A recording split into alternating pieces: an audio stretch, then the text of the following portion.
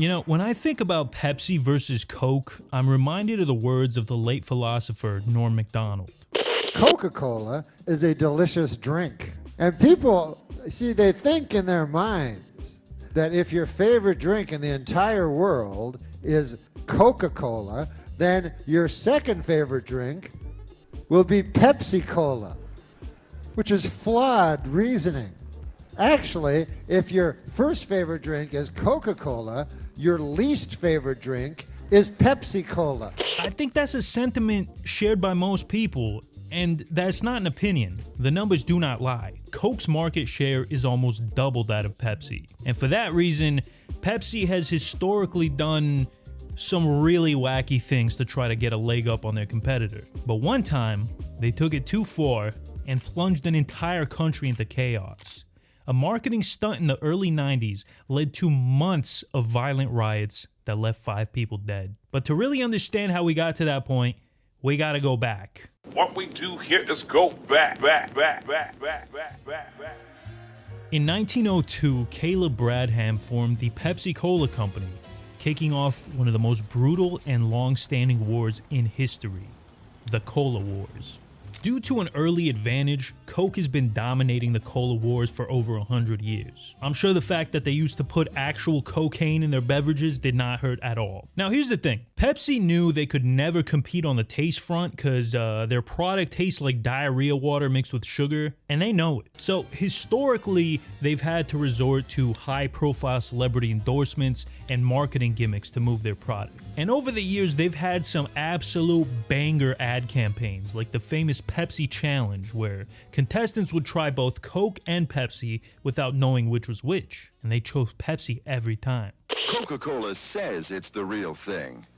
But Pepsi-Cola believes that when it comes to colas, the only real thing is taste.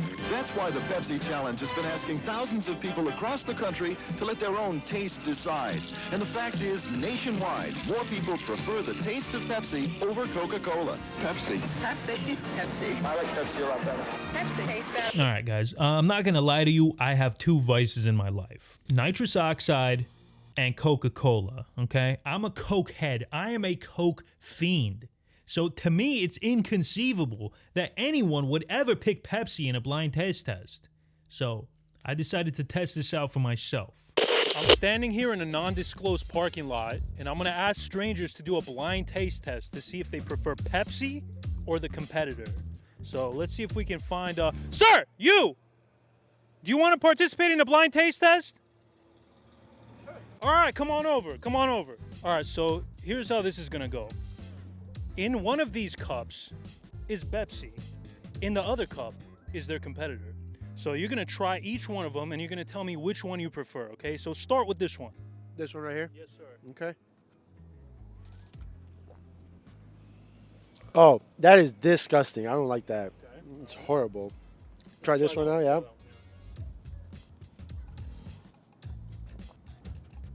Yeah, that's not good either, but I prefer this one. You like that one better? I like this one better than that one. Yeah. All right. Well, let's see which one's which. Okay, so this one here is...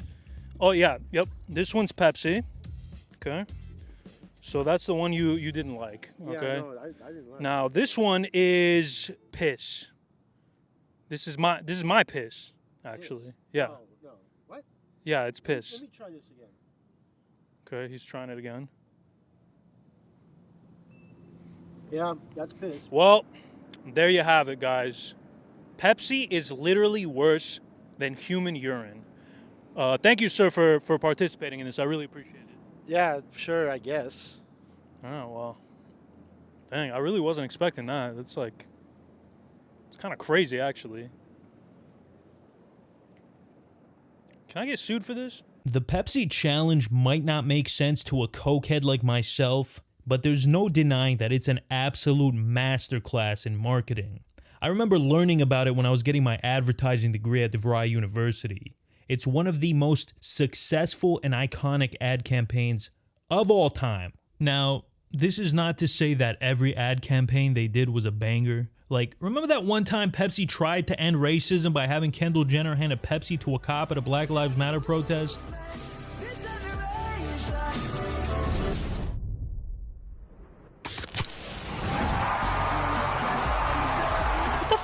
man.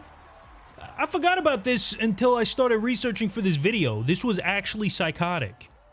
Still better than Crystal Pepsi, though. One of Pepsi's most successful ad campaigns ever was called Number Fever. It was basically a lottery where if you got the right numbers on your bottle cap, you could win some money. A lot of people are finding a lot of cash where they least expect it. Have a quarter, Mom, please, can I? Thanks, Mom. $100 till payday? Right. Thanks, Pete. Look under Pepsi caps to win up to $100 cash instantly. And it saw a moderate amount of success in the United States, but one day, a bunch of executives were sitting around a table brainstorming how they could use this to exploit people in third world countries. So Number Fever was introduced to Latin America, where it did extremely well. So much so that they decided to expand into other markets, namely the Philippines. Before we go there, let's do another quick history lesson. In 1898, the US went to war with Spain. And the reason for this war was pretty sketchy, very false flaggy. But it doesn't really matter. What matters is that America kicked the shit out of Spain and took all their colonies, including the Philippines, which it held until 1946. Even though the US no longer occupied the Philippines on paper after that, we still maintained a large presence in the area, and it became an important battleground during the Cold War. The CIA carried out a bunch of operations in the Philippines, including one where they literally staged a fucking vampire attack to scare communist rebels. No, I'm not joking. This was a real thing. We also backed the dictator Ferdinand Marcos, who ruled with an iron fist for 30 years. Because of all that, American culture was pretty pervasive in the Philippines. These people loved basketball, Michael Jackson, and most importantly, good old-fashioned soda pop. Because after all, what's more American than diabetes? Coke had a presence in the Philippines since 1912, when it opened up its very first international bottling plant in Manila, beating Pepsi to the punch by a whole 34 years. And it would continue to dominate all the way into the 90s. By 1992, Pepsi controlled a pathetic 17% of the Philippine soda market. And this was pretty significant because at the time, the Philippines was the 12th largest soft drink consumer in the world. Just like a middle-aged white man going through a midlife crisis, Pepsi was desperate to penetrate the Philippines, despite the locals finding them disgusting. But everything would change when Number Fever came into town. Wait a second! As I was saying, here's something new from Pepsi. You can cash this. Just buy any Pepsi product, look under their caps or crowns, you can win. So don't just walk, run, and get your cash crowns now. By the way, I apologize for the dog water quality of these clips. For some reason, all of these commercials are in 120p, so just bear with me on that. Anyways, here's how Number Fever worked. Under each cap of Pepsi, 7-Up, and Mountain Dew was imprinted a number from 001 to 999. Every night, locals would tune into the Channel 2 News, where they would announce the winning numbers. And you could win anywhere from 100 pesos to the grand prize of 1 million. A million pesos at the time is the equivalent to about 75,000 US today, which to us privileged Westerners may not sound like a crazy amount, but to the average Filipino who only makes about 4,000 bucks a year, this was life-changing dough. So millions of people across 2,000 islands started buying up bottles on top of bottles to try and win that succulent million pesos. Some of them even chose to buy Pepsi instead of food. But just like any other lottery, the odds were not in their favor. It was estimated that the chances of winning the grand prize were somewhere around 1 in 28.8 million. These odds are so astronomically bad that there's a better chance of me not plugging a sponsored segment in this video right now. So, you guys ever hear about Morgan & Morgan? Are you in frequent legal trouble like I am? In the past few years alone, I've had to deal with a divorce, child custody hearings, tax fraud investigations, and bootleg DVD charges. And if there's anything I've learned dealing with all that stuff is that you need a good lawyer on your side. That's why I partnered with Morgan & Morgan for this video.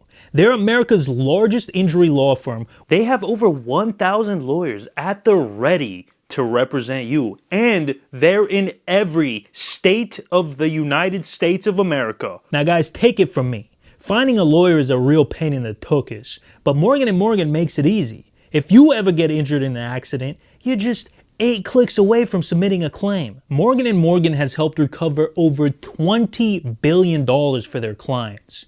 And they only get paid if you win. So they're incentivized to fight tooth and nail to make sure you get the best settlement possible. So guys, if you're ever in a car accident, God forbid, and you need legal representation, then you can check out Morgan & Morgan. In just 8 clicks or less, you can have America's largest accident law firm fighting by your side. So if you're interested, go to forthepeople.com/Dantavius or dial #law. That's #529 from your cell phone. Thank you to Morgan & Morgan for sponsoring this video.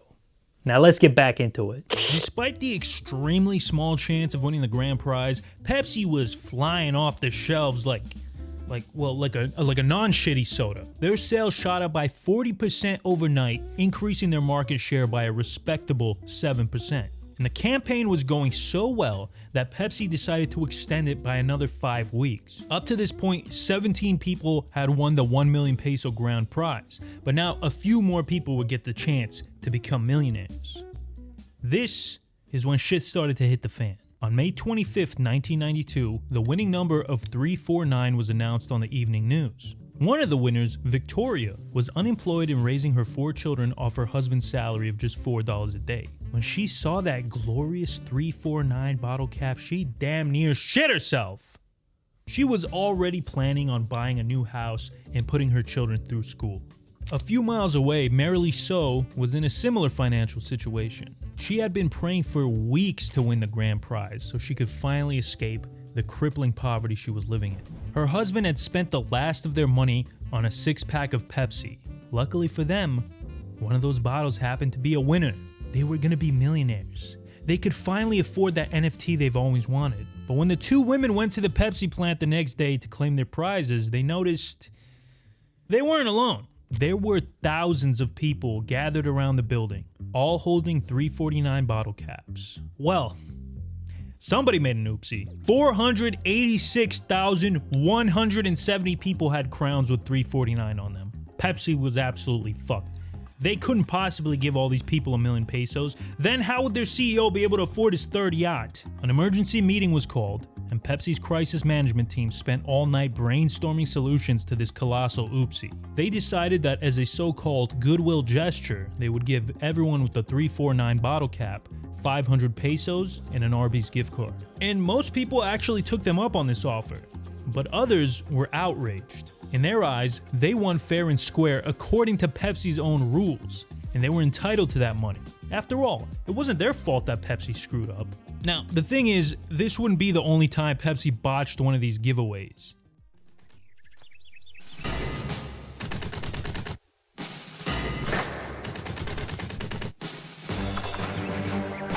Introducing the new Pepsi Stuff catalog.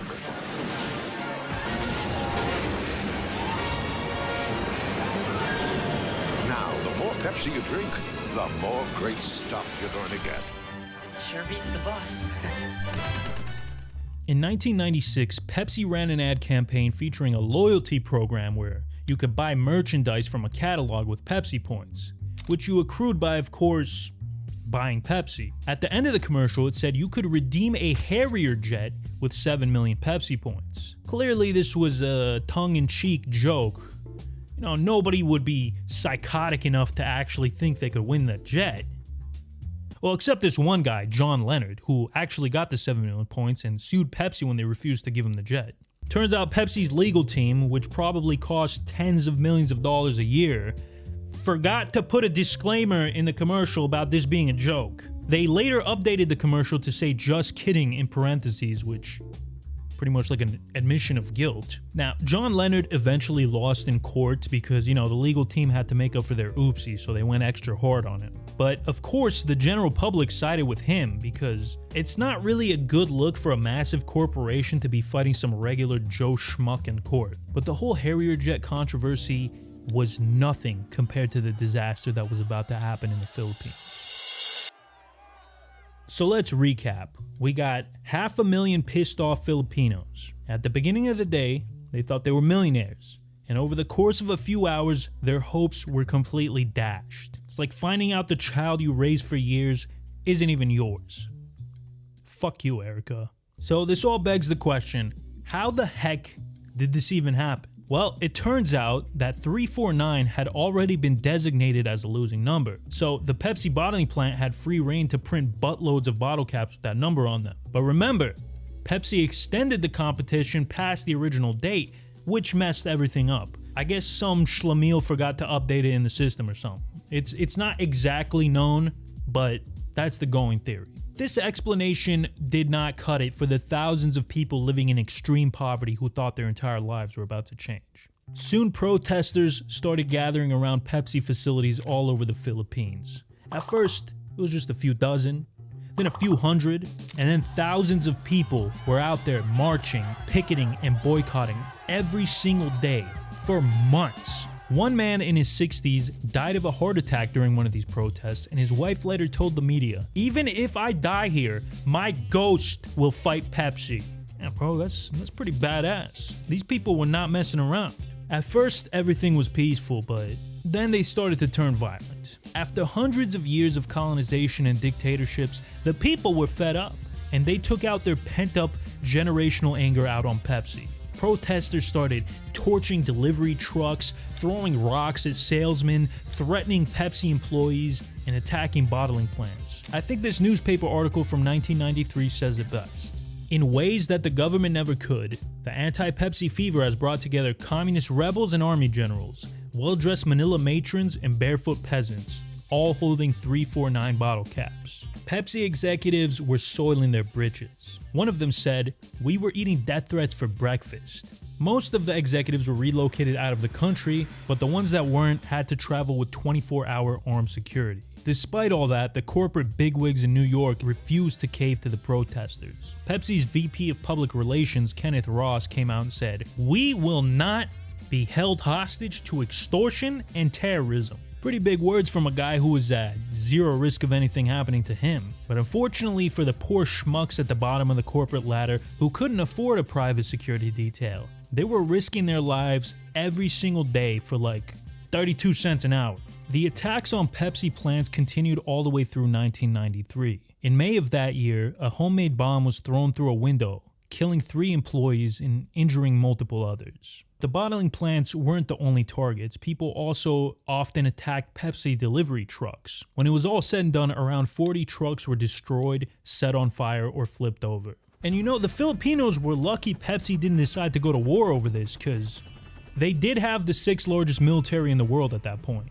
As the violence continued to increase, Pepsi held firm that they would not negotiate with terrorists. But what if it wasn't terrorism? What if the NBI, which is like the Filipino version of the FBI, launched an investigation into these violent episodes that were occurring because of the 349 thing? And what they discovered was shocking. Now, keep in mind, this is all alleged. The NBI's chief of organized crime reported that the so-called terrorist actions were not actually terrorism at all, but they were perpetrated by Pepsi themselves. The chief was quoted as saying, "The people responsible for the bombing, burning, and destruction of Pepsi property were hired goons of Pepsi's management." Damn, bro! George Bush on the board of Pepsi or something? And that wasn't even the only conspiracy theory. Senator Gloria Arroyo, who would later go on to be the president, claimed that the violence was carried out by rival bottling plants from other soda pop companies to try to get rid of the competition for good.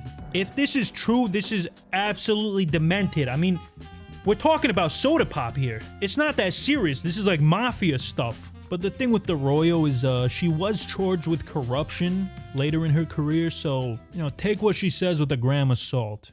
Anyways, as the violence continued to escalate, it wasn't just Pepsi employees that were at risk. Some innocent bystanders also got caught in the crossfire. On one occasion, somebody threw a grenade at a Pepsi truck, which bounced off and took the life of a school teacher named Anacita Rosario and a 5-year-old girl who was just standing nearby. 6 others were also seriously wounded by the blast. The woman's husband, Raul, was then called into Pepsi's corporate office where they offered him $4,000 not to sue. Raul was outraged by this offer. He screamed at them, "My wife wouldn't have died. It's because of the 349 incident, because you cheated the people." He would later end up accepting the settlement after being convinced by his friends and family. This kind of captures the general mood surrounding this whole fiasco. Most Filipinos blamed Pepsi for the violence, not the people actually perpetrating it. Now, I should mention that even though there were a few extreme occurrences here and there, the vast majority of protests were peaceful. Not everyone took the violent approach, and multiple coalitions were set up to try to beat Pepsi in the courtrooms rather than on the streets. The biggest of these was Coalition 349, led by Vicente Del Fierro. And get this, Pepsi actually sued him for libel and slander. He was even accused by Kenneth Ross of orchestrating the violence himself. But Vicente was far from the only one trying to sue Pepsi. There were a total of 689 lawsuits and over 2,000 criminal complaints against Pepsi. But unfortunately, none of them really went anywhere. A few people snagged a couple $1,000s, but nothing substantial. And in 2006, after 14 years of litigation, the Philippine Supreme Court ruled that Pepsi was not liable for the damages caused by the little game. Eventually, the craziness would die down, and people forgot all about the whole number fever disaster. Pepsi's sale would eventually rebound after a few years, but to this day, in some parts of the Philippines, saying the word Pepsi is like Voldemort. And a lot of people still have bad taste in their mouths over it. Not just because it tastes like absolute dog shit. Well, there goes my chances of ever getting a Pepsi sponsorship.